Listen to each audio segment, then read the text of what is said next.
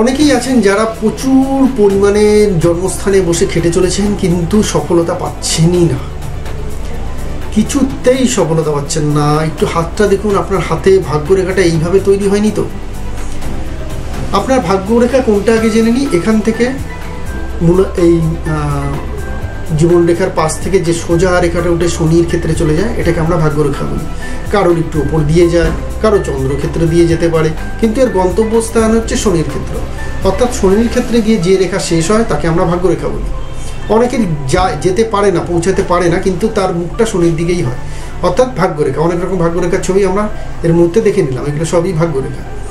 এই ভাগ্যরেখা যদি কারোর হাতে, জেনে রাখবেন, এটা আমি 100% গ্যারান্টি দিয়ে বলছি, এবং মিলিয়ে নেবেন, যত আপনার আত্মীয় স্বজন আছে, পরিচিত লোকজন আছে, যত চেনাশোনা আছে, বা আপনার নিজের হাতে এই সাইনটা আছে, আপনার ভাগ্যরেখা যদি এই যে এটা হচ্ছে জীবন রেখা, এইটা কি রেখা? জীবন রেখা। এই জীবন রেখা থেকে যদি শুধুমাত্র একটি মাত্র ভাগ্যরেখা আপনার হাতে থাকে, আর সেটি আপনার জীবন রেখা থেকেই ওঠে, আর কোনো ভাগ্যরেখা আপনার হাতে নেই, ওই একটি আছে, আর এবং সেটি জীবন রেখা থেকেই উঠছে, তাহলে জানবেন আপনার উন্নতি কোনো মতেই আপনার জন্মস্থানে হবে না।